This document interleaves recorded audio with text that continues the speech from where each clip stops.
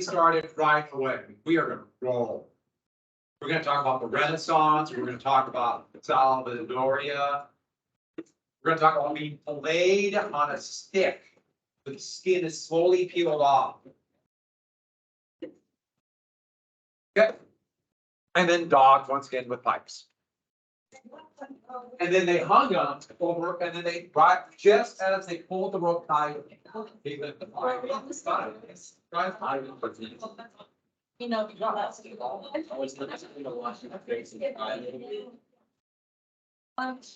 I hate everything right now. I the whole act that I have to go outside all the time. Let's see what happens. Every class I walk into, what the most expensive thing before. No, just tomorrow, you bring behind. Oh,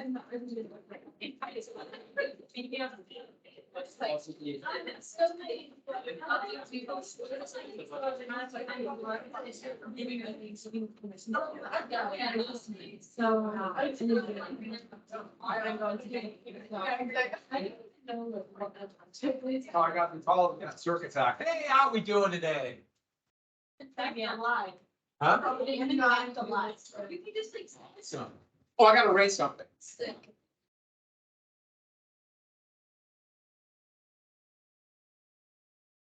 Physics. Oh, this is gonna be whatever. Found him.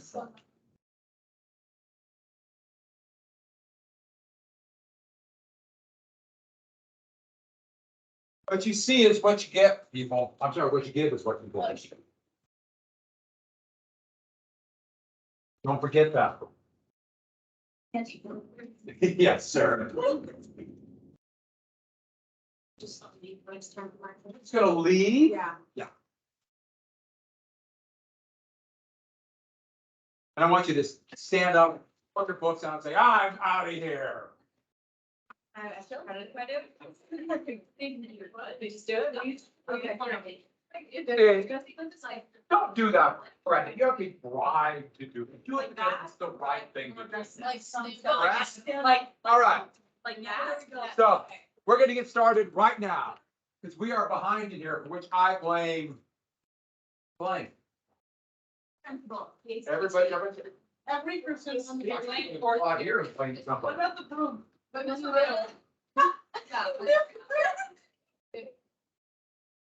You should have been scattered when they saw this broom. You can tell it's funny. Yeah. That's literally dust and dirt from like 12 years ago when they left it. So I'm guessing that will still be there when I retire. She never. Pretty soon. No, she never. Getting near the end. Getting close, people. Maybe tomorrow. No.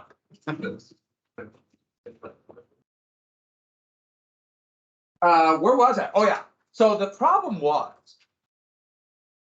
dogs were smoking pipes all the time. No, did we get the gospel of wealth? Yeah. You talked about Carnegie felt guilty, and that's what she wanted to go right there. Yeah. So we got the Sumner, social Darwinism. Carnegie felt guilty. Did we get to this? Wealth is good. Yeah, so the point is, he liked social Darwinism. And he knew how ruthless his business practices were. He knew how the workers lived. He felt guilty about it. But he wanted to continue to make the money, but more importantly, the power. So wealth is good. Wealth is proof that you have God's blessing. It's very Puritan. And therefore, get money any way you want, but then it is your responsibility to do good with it. And he practiced what's called philanthropy. So philanthropy, it's more than just charity, it is directed charity.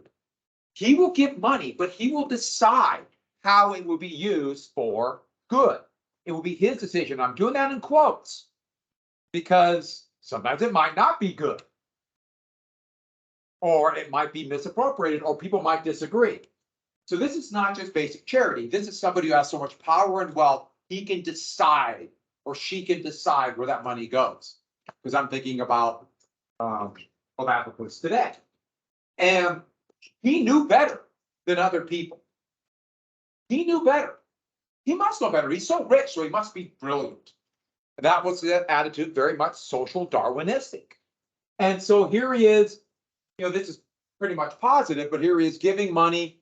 He gave a few scholarships in Scotland for university. This implies free education. No, he didn't give a few scholarships. But he's giving. Now let's be clear, he doesn't have to give any of them. So I don't want to badmouth that, but it's much more complex. For example, he did not believe in direct aid for people. You should not give money to people, using his quote.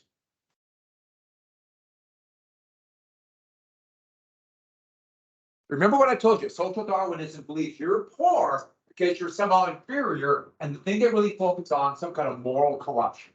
You must be lazy, not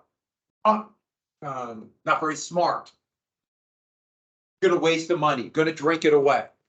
And so, for example, he would not give higher wages to his workers, he would not give direct aid or direct benefits, but he would help build, in today's dollars, billions of dollars to build libraries. The library here in Helena, partially started by a Carnegie endowment. When I was a little kid growing up in Miles City, it's now the Miles City Public Library. When I was a little kid, it was still called the Carnegie Library. And those are still around. And so you see the difference now. I'm not going to give you direct aid, but the idea being you have access to a library, reading, education, and you can better yourself. Work through your own hard work like he did, and at least that's what he looked at it. And if you didn't, that's your fault. Why would I give money to some, or why would you give direct aid to somebody who's going to fail in this? That would just bring the whole system down. They'll become dependent. They won't work hard. That was his point of view, very social Darwinistic. And so, for example, when he destroyed the Steelworkers Union in Homestead, Pennsylvania in 1890, destroyed them, made them take pay cuts, fired hundreds of them to destroy the union so they could cut their pay. He built them an opera house. That would be the return. Oh yeah, but here's your opera house. So you can have culture, and maybe someday your kids will have to be in the same place, or not, whatever. So there's that point of view. And the reason why I mention this, it's very much directed. So philanthropists today give money to what they think they should go, because they know better. A really good example are Bill and Melinda Gates. They gave hundreds of millions of dollars. And we could argue good and bad things. Some of the malaria reduction things are very good. But they have totally changed education in the United States over the last 15 years. Because of their power and money, they were able to influence a little bit President Bush, but really influence the Obama administration to do things. Have you heard of something called Common Core? It was administered while you were in elementary school. That's all from Bill and Melinda Gates. Because they had the power and the money to say, we will help fund part of this. Well, get it started, then you have to buy computers from it. That's another story. Now, later on, that Bill and Melinda Gates would do a study. They gave her a study to find out that it failed miserably. It was a disaster, but it's kind of, we're stuck with it. It's there. You were in elementary school probably when that was really the big kid. And now they said, it doesn't really work, but the tentacles are still everywhere. Not every part's bad. The point is that you just kind of force this change without any thought process. And that's what they do. They're doing other things where they're changing curriculum pouring money to change curriculum in social studies. And it's a big deal right now. So that directed philanthropy. And you'll see this in other things too, like where people will be given philanthropy, but it'll be for their very narrow political or religious points of view. So that's the gospel of wealth. And there's the dog with a pipe. Yeah, this pretty much sums it up. And so, what is the opposite to social Darwinism besides dogs with pipes? Well, an idea, this is an old idea. Heck, the Mayflower Compact back in 1620 was socialist. But socialism came out of the Industrial Revolution. And this is by definition anti-social Darwinism. Now, they were against classes before the development of social Darwinism, like in the 1840s. But it became where you're at with social Darwinism. So socialists, classes are not natural. I should add Darwin was a socialist. And this idea of classes not being natural. Now, you don't have, the big thing they talk about is the big gap between those who have and those who don't have. That is the big thing they're talking about. And so, as they see it, what they want is a class society. Not everyone equal. That's not the point. It's to get rid of the gap between the two classes, or even some of the more radical socialists just have one class. But I repeat, not everybody equal. That's not at all what a socialist would say. That would be used to attack them by saying you're going to force people to give up what they have so other people who don't work can take it. And there's elements of redistribution, but it's much more complex than that. But there's a problem here. How do you get there? As they saw it, though, they're anti-capitalist because capitalism creates the classes. So what they want is have the workers control the capital, aka the means of production. As they see it, there's always been classes, but it's never, the gap between the classes was never as big as when you have capitalism. Now you're leaving. What are you going to do? Yes. Hitting the exit button and taking off. What was it that a flight attendant? He did that. He got enough of that job. It's a hard job. And he just hit the emergency button. They go down, closed out, said, I'm out of here. Slid down the little thing and quit. The plane wasn't in there. Okay. It was on the ground. We just got some. Huh? Yeah, he did a DB group. Which we did in special topics. We all jumped out of a plane at about 19,000 feet. Some people in the class didn't make, no. Well, we forgot parachute. Okay, moving on. That is why they would do things like better working conditions. So that's why they would fight for 8-hour workday. Or have you heard of something called workers' comp? They call it in the United States. Here it's for employees' liability. So if you're hurt on the job, the employers are liable, not the employees. Which is the way it was. You get hurt on the job, that's your fault. But how you get here and what this means is really up to debate. And different degrees of socialists will be will argue about this constantly. Now, I've told you this once before really quickly, a while ago, but let me get back to that political spectrum. And it's not an iron rule, but we have you heard like right and left for politics? We have right and left for economy. And so for you people, we'll do it like if you're the French National Assembly, right? Correct. So on the right, no, it's not. This is your right. On the right, people who are more pro the king, the monarch, who wanted, thought there should be thought there should be the aristocracy on top. The more they believed in that, they sat on the right side, so this side. And that's why they want the people who are more pro like one person or a group of people on top. The more people who want like more rights for people, more democracy, even more rights or equal rights for men and women, or equal rights, not be difference of rights based on color. They sit on the left. And so that's where you get the left and the right from the French National Assembly. Would socialists be on the left or the right? And what is the big indicator of that? To this day. Now, when I mentioned social Darwinism, I said that everybody has elements of that. Nobody is exactly right or left.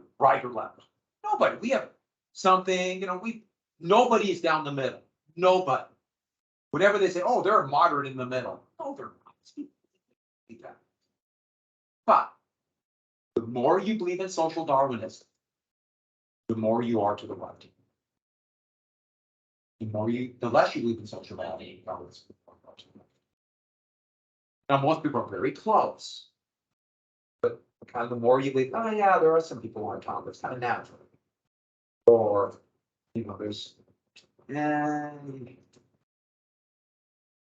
have a job, you must be lazy. Kind of problem. Or other, that's how it works. But I repeat, it's never this hard, fast rule. And people do go back and forth on it. A lot of it depends on what happens to you that day.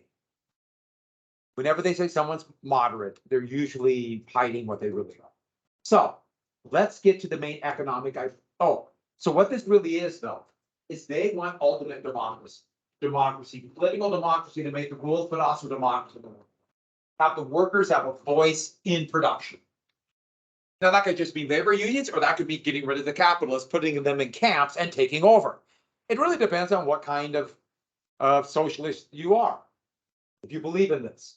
But we got to get a little bit of the economic idea, and that comes from the Communist Manifesto. 1848 was the year of revolution all over Europe. And also there's this would also be triggered about the same time a massive revolution in China. We're about ready to come through a massive change in Japan. So 1840, around that era. The United States was going through a revolutionary change, but ours is going to be pushed for various reasons till 1860. Our big revolution will come after the Civil War, like the 14th Amendment Reconstruction. But revolution all over. Karl Marx, who was a reporter, German reporter, and Frederick Engels was English. He was a capitalist. He ran a factory. They came together and wrote what their observation for these revolutions and why this was happening. And it was a very stark critique of capitalism, which was brand new. And one thing I should say about this, the Communist Manifesto. And here's the manifesto as an advertisement for the Communist Party. It's really easy to read, even today, considering the fact that it was written back in 1848. And that's important for anything like that. It's easy to read.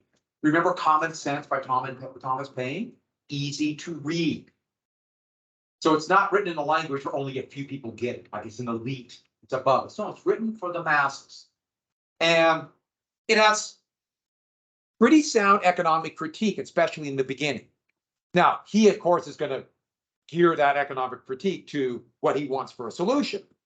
And you can decide for that on your own. But the important thing is, his critique was, by seeing what's happening, was all society was a class struggle. So you have everything from the big men in ancient Sumeria controlling the land, and the bald onion eaters who did all the work. You'll stay onions. Yeah. To the Roman emperor and the slaves, or for that matter, the nobility and the serfs in feudal Europe. But now in capitalism, you have workers coming together, more organized than ever before, as workers, and then that small group of people who have the machines. And yes, that's what was happening. And what they said is that capitalism uniquely exploits workers. Now, I'm a little bit fascinated by this because as negative as his point of view of capitalism was, slavery was significantly worse. But I guess you could argue that's proto-capitalism. But anyways, and how does it do it? The wage system. Remember, wages are not decided by how hard someone works. It's not decided by your skill. What decides wages? The what? The market, supply and demand. So a company could be profiting, making so much money they can't even imagine, and still cut wages, if the market allows that in the wage market. Or vice versa. Company can be losing money and have to raise wages. They need to keep workers. So it goes both ways. But as he saw, every single time you get capitalism, it focuses on the big. Every single time there's more monopolies created, the wage system sucks more wealth out. The workers work harder, they lose their wealth. And let's be clear about it. Yes, that's how the system works. But it's going to surprise him how dynamic the system is and how sometimes workers can benefit from productivity. It kind of blew him away that, yeah, productivity can go up and workers can get higher wages. And so he underestimated how dynamic it was. But anyways, and so what he thought was the workers who are now organized in cities, organized by factories, are going to someday revolt. They'll revolt against the system. Now, he originally believed it's going to have to be violent. The capitalists are going to do everything they can to hold on to power. They will pay off the army. They'll pay off the police to stop this. Or as he saw it, use churches to control people. And we'll get back to that. But he began to think maybe not. First off, if there is an actual revolution, you're not going to come up with it after the revolution. All of a sudden, everyone coming together and say, let's create a socialist paradise. We've all the angers over the revolution, the depredations of war. It's just not going to work that way. And he began to believe he could do it. He said in the ballot box, which means like through changing the political process, like a new constitution, having like workers' parties. He began to really push for like a labor party. We never had one in the US. Close a couple times, but never had one. And that's what he believed. And that's the picture of Marx. That's the most common picture. Probably a lot of you seen that with the big bushy beard. Whenever there's any picture of Marx, they always show that picture. And then, once things change and the workers are now in charge, there'll be what he called the dictatorship of the proletariat. Now, you know what I'm saying is, Engels most certainly helped write this, but this was Marx driving it. Proletariat is another term for labor, and that comes from the Roman Republic. The bottom, the lower class were the proletarians. The upper class were the plebeians. And there'll be this dictatorship. I don't think in terms of a dictatorship, at least that's not the way he was thinking, like an oligarchic few elite running everything. It would be like the workers taking power and setting it up, educating it, getting the people ready for perfect democracy, perfect socialism. And when the people are ready, that's when you have it. This perfect ultra-democratic system where people have a voice in the governments, the law. You might even not even need laws.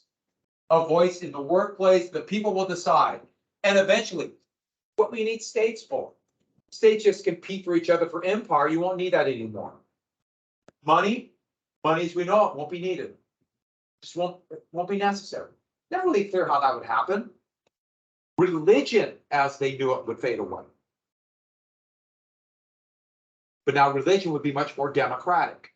And that is where the trope is going to come from, that they're godless communists. But I should add, when the Bolsheviks took power, they destroyed the Russian Orthodox Church because they saw that as a tool of the Tsar. And so that is where you're going to get godless communists. It is during the Cold War to show the US are not godless communists. That's why they put under God in the Pledge of Allegiance and they want. That was put in by law to show we're not godless communists.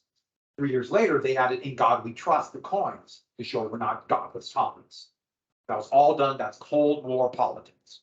That's why that happened. But back to this. Do you see a problem? First off, complexity. Yes. I was gonna say, you need money to start something like that. People with money are never gonna function. That's one thing, like the Bolsheviks in the Soviet Union, or I'm sorry, in Russia, Imperial Russia, they rob banks and also get money from Germany that are fighting to make it overthrow the government. Yeah. And if you have this like partisan socialism, there's some classes, like there's gonna be someone who goes, you know what, I want one of our politics just for them to continue. That could be an issue. The thought was they would educate them so that wouldn't happen. But let's get back to one very key word. Do you see the word? Dictatorship. Do dictators like to give up power?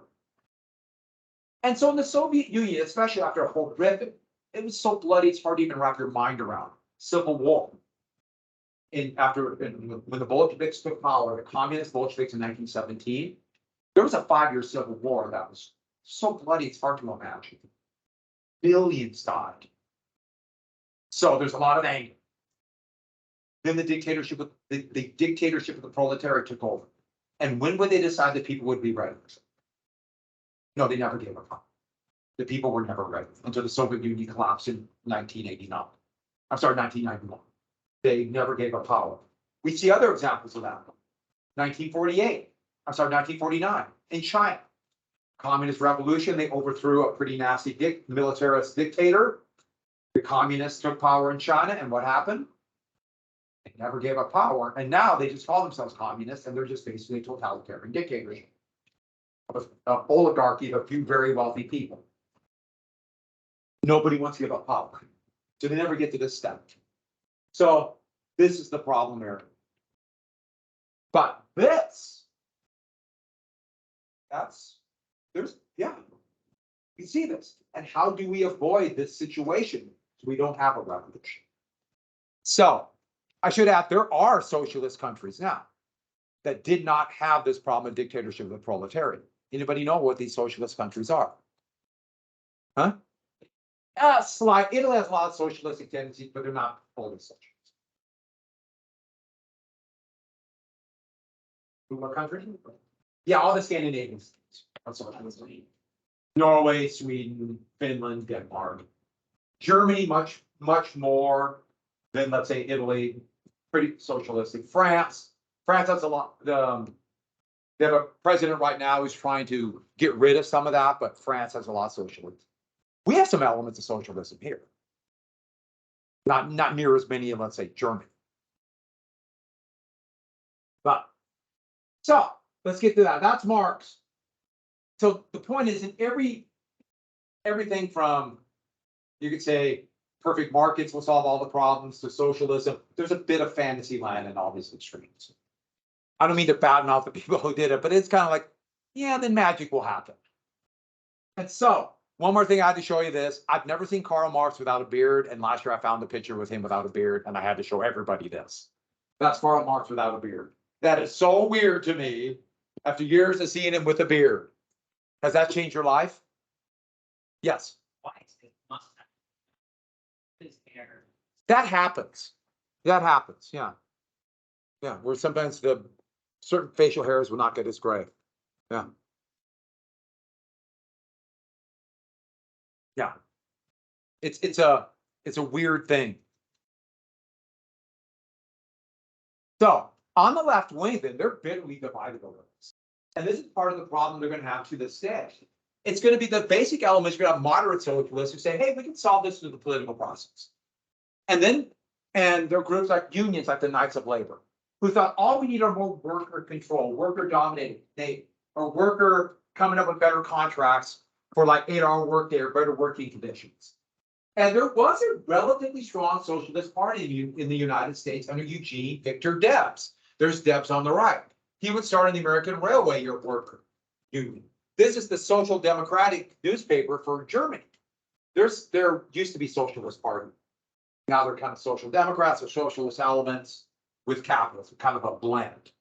That's what they are today. So they want, keep elements of the market. They have no problem with the market per se, but the concentration of capital. He would get almost 2 million votes in 1912, the president, which is a lot for a third party. And he was in prison for opposition to the war, United States war, civil liberties die in the war. He would be in prison for opposition to the war in World War I, and would still get 1 million votes from a prison cell in 1920. So there was a socialist element in the United States, it's moderate socialist. But they hated, and it was vice versa, the more radical ones that we lumped together and we just simply called the communists.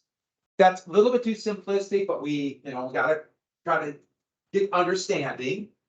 And they looked at it as, we're gonna have international revolution, we're gonna try to spread it across international borders, and there's going to be revolution, radical change, and that might mean violent revolution.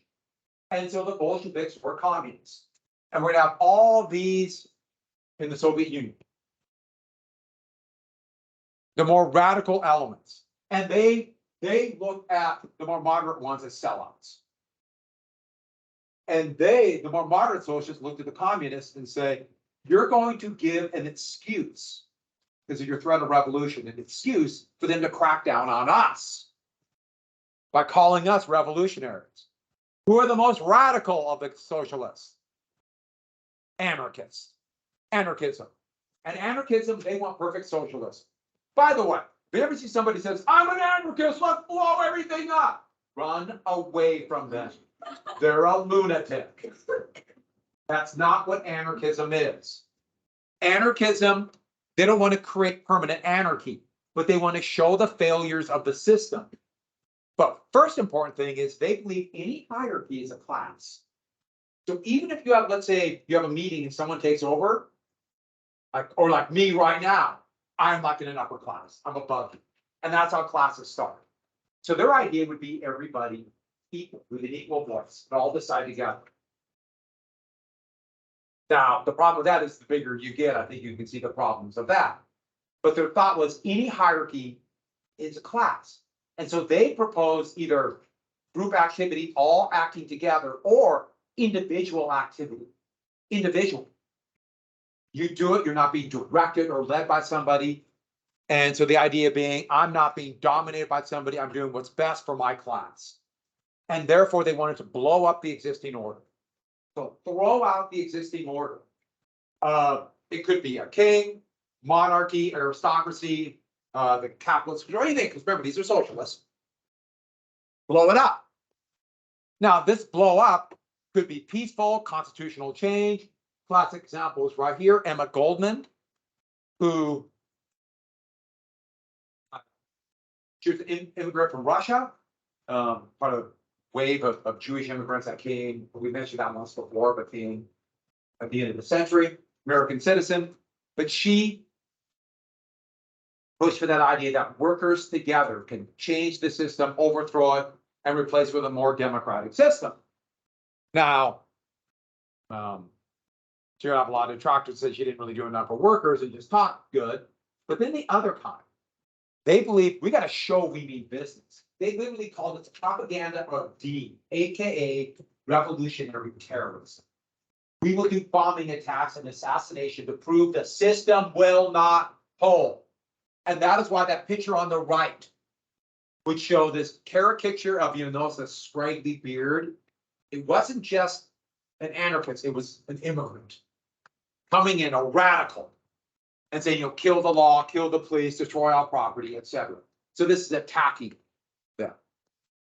And so they would do, from the beginning of about 1880 till World War I, even after World War I, there's going to be revolutionary terrorist attacks all over the world. Assassination attempts, bombing, assassinations.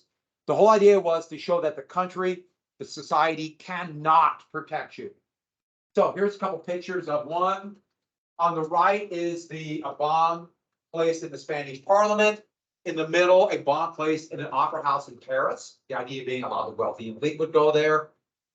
Here is the premier of Italy being an attempted assassination. He was shot but did not die. But there are a lot of assassinations all over here. Government officials, the empress of the Austrian Empire. Here is the Tsar of Russia, Alexander II, blown in half by an anarchist bomb. I mean, literally blown in half. They rolled on those little round bombs with a fuse, rolled it underneath him. They just avoided one bomb, and another one came, exploded underneath him, and he was cut in half. And this part was kind of like removed. And he lived for almost a day. So trying to wrap my mind around it. In half. Yeah. I mean, really nothing they could do now. There was really nothing they could do then. And here's the assassination of the President of the United States by an anarchist, William McKinley, 1901. So there was just a wave of attacks. Now, did it work the way the anarchists wanted? You know, terrorism is a political effort, but a lot of times it actually makes the people who are the victims or think they're the victims angry at the terrorists and want revenge and discredits the terrorists.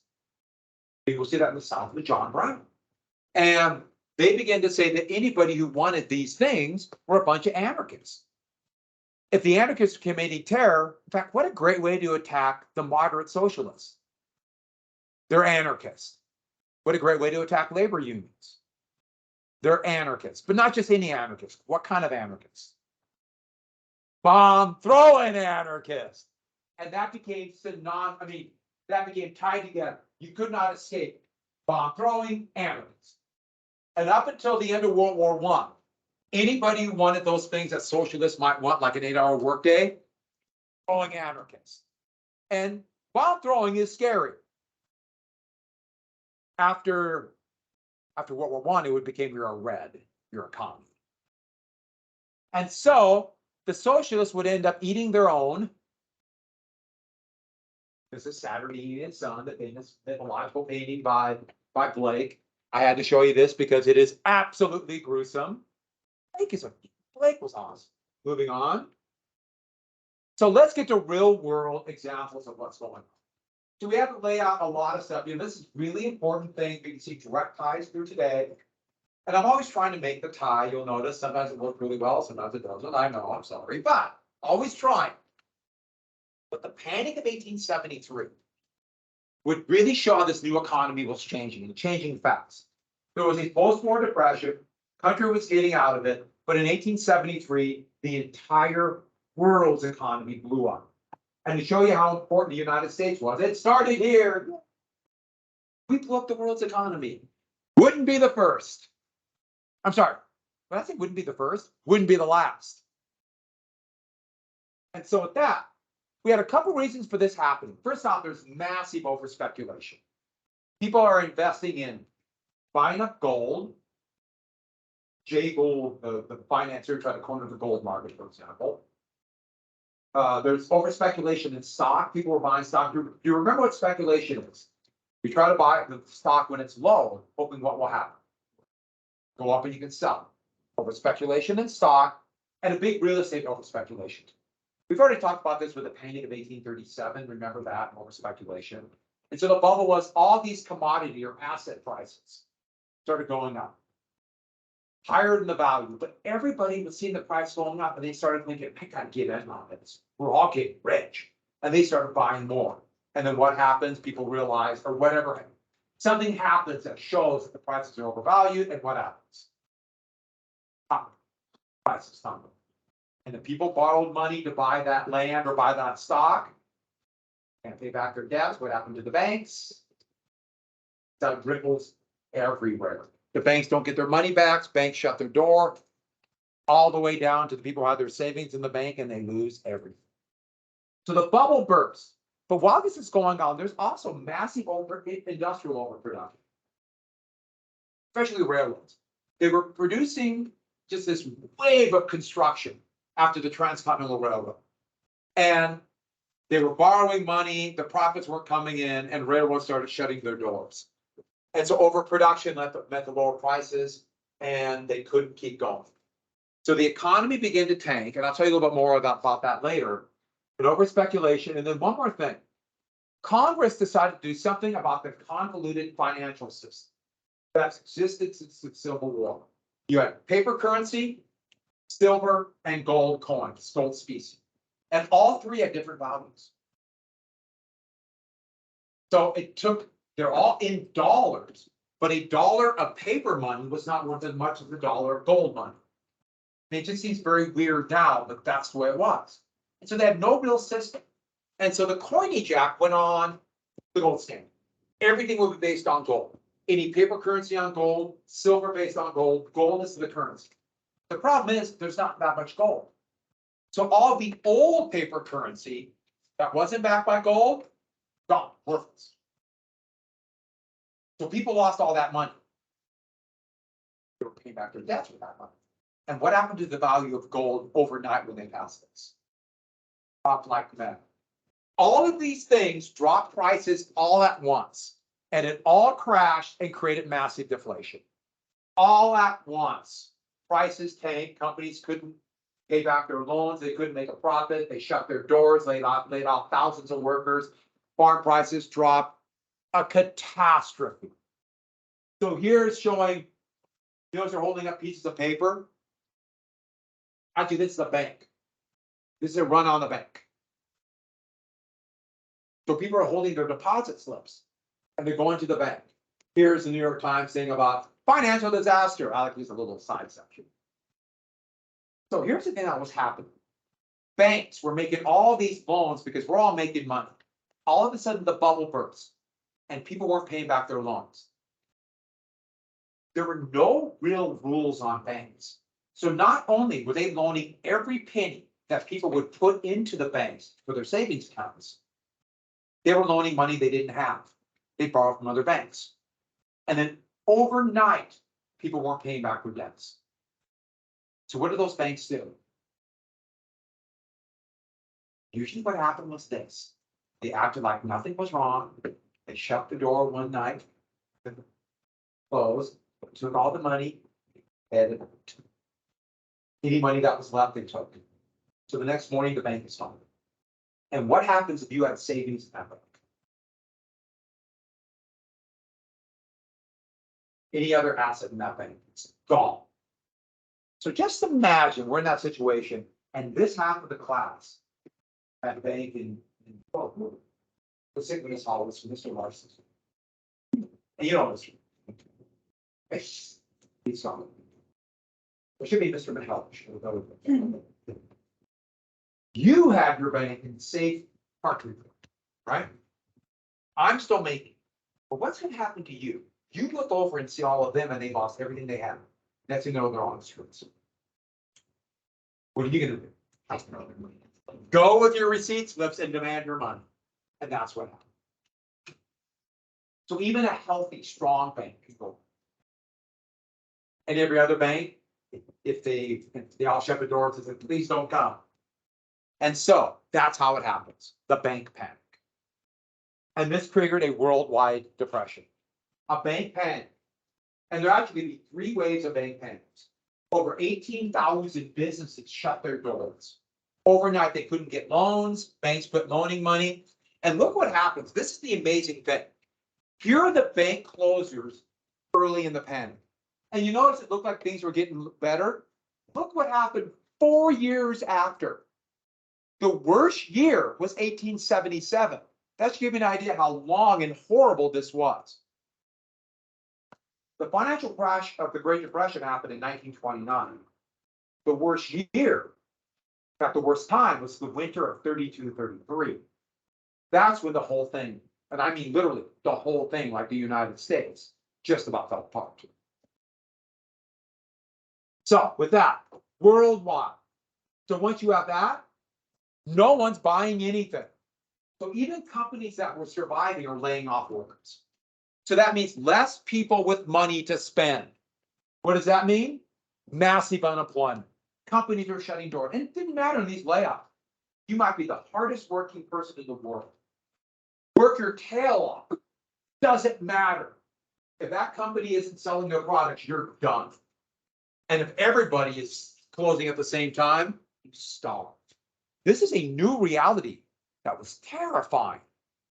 Remember now, people are dependent upon those who have the capital for the job and their life. Not everybody, but more than ever before. Today, it's virtually everybody. So wages tank, profits tank. That's that. And this is worldwide. Worldwide. There will be revolution and rioting in the streets of Britain. France is just going to go through convulsions. Germany is going to have to crack down on the big socialist movement. That's why Germany, for example, has national health care, because they want to shut up the socialists in 1873. Because they were saying, look what they're doing to us. So 4 years later, after years of misery and panic, the Great Railroad Strike. The B&O Railroad that went, so it was a really profitable railroad, and it was still making money. It went along the East Coast and then basically like this to Chicago and St. Louis. So ran here. Profitable area. It was at this time the second biggest railroad in the United States by profit. Well, they had been cutting their pay. They cut their workers' pay by approximately 30% over the last 2 years. Now they're still making money, just not as much because of the depression. And so they demanded another 0.25% off, another 25% pay cut. And they basically told the workers, take the pay cut. There's 1,000 unemployed, starving people who take their job or have. So that's like you can push wages down. Well, it wasn't an organized strike. Think of it more just anger and fear. People started taking, all these workers came out and blocked the railroads. It started right here in Wheeling, West Virginia, and then spread down the line both directions. Just spread railroad to railroad. And at first it was just on the B&O. Well, in Pennsylvania, in Pittsburgh, the state sent the militia out to force the workers at gunpoint to go back to work. So they're helping the company out. But what kind of people make up the militias? working people, the same kind of people. And remember Shays' Rebellion? What happened? What did they do? They joined them. And once that happened, the strike spread nationwide. Nationwide. The whole thing looked like it might fall apart. Some of the richest people like Jay Gould were ready to panic and flee. He was getting his gold together, his millions, and run away from the revolution. That's what they thought. And this strike by all these workers who felt cheated by the system. The system was rigged against us. And so this leads to what we call the Great Upheaval. And it was basically civil war, 12 years after what we call the Civil War. And it's all over the United States, but especially in the industrialized regions of the North and the North Central, or eventually called the Midwest. Now, President Hayes, oh, I should add, so workers began to take over city governments. They freed people who were in prison for not paying back their debts. They would not allow people to be kicked out of their homes if they couldn't pay their rent because they lost their jobs. In St. Louis, they even took over the city government, workers did. And they made up a flag for the city government. And the flag was red. And this comes from a revolution in France in 1871. So red would be the color of patriots' blood. So that's how come that became the color of revolution. And the flag was embroidered on it was a loaf of bread with a sword through it. So that should tell you something. They're not really radicals who want to change everything. What are they really? Yeah, they're hungry. They're hungry and want security and food, which turns out to be most people. Like, for example, right now, I want food. So with that, President Hayes ordered in federal troops to violently put them down. Remember, Reconstruction just ended.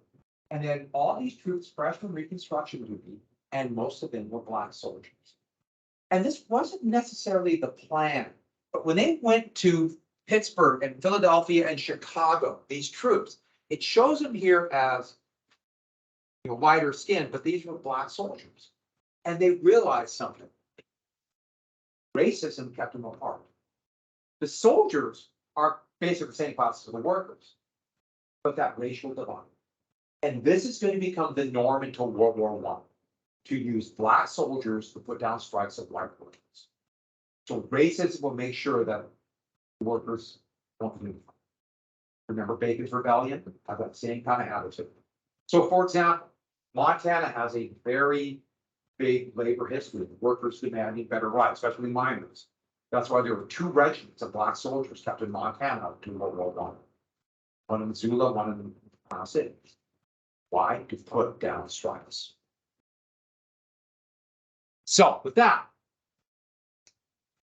then the valley hit. The sun came up.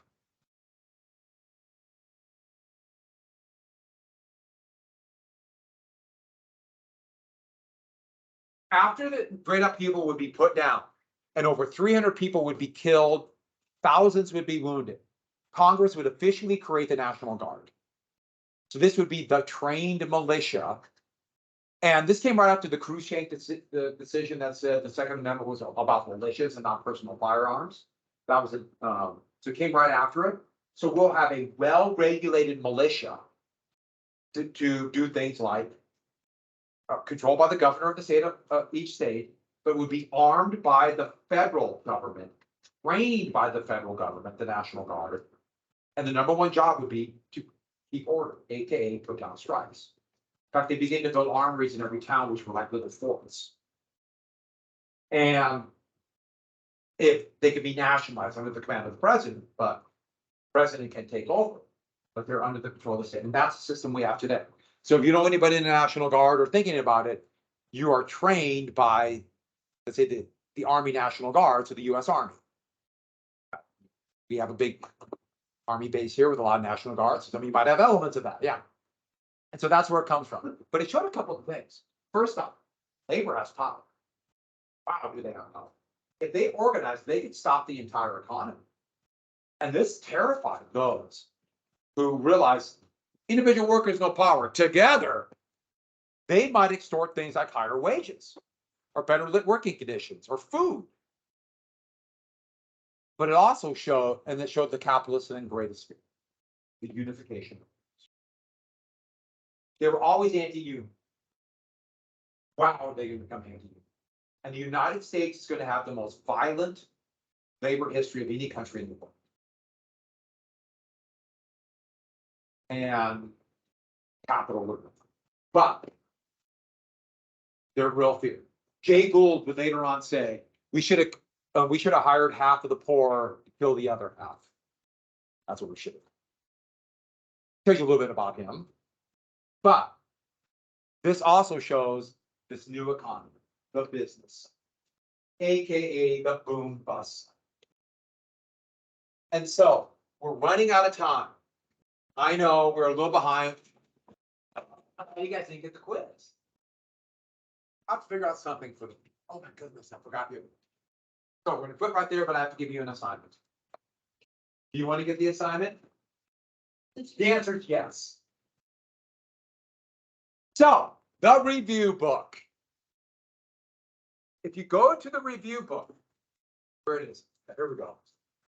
The review book, everyone write this book right here and go to page 337. There's a question you have to do. Question number 2 on 337. Question number 2, right in the middle of the page. And this is what the College Board, question number 2, they call a short answer question. It's just terminology. What a short answer question is, it's a kind of a big question that has 3 parts, A, B, and C. Some of you already know what this is.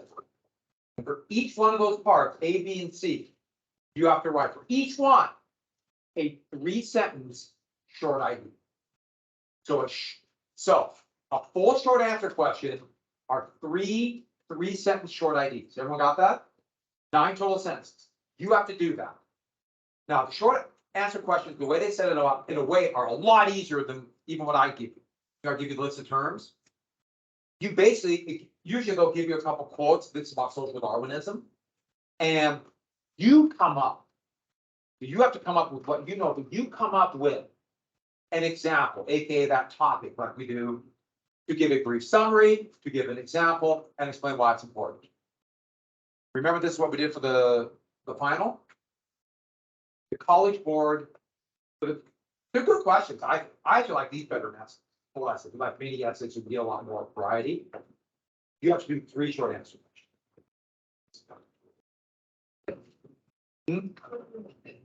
So this one, you only have to do question number 2. You have to do it by the end of the period. No. Monday. You're not gonna have it. This class will not get the quiz. Sound okay? We all.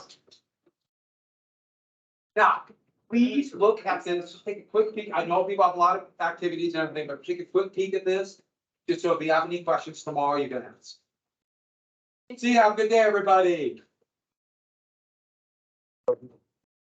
No reason. Goodbye. Hi, Johnny. Goodbye, everybody.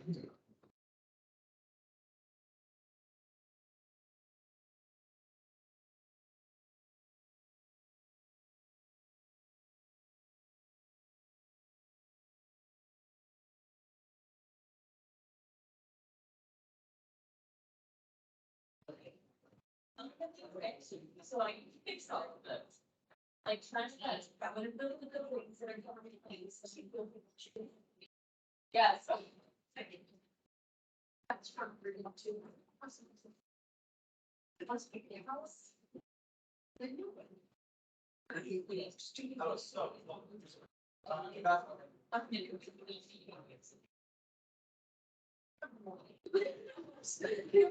I have more.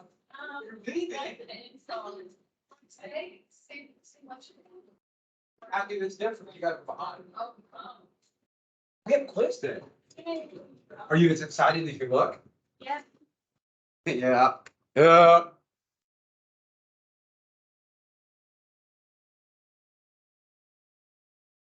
Love it. Last time I love it. You were little. I couldn't not fall asleep.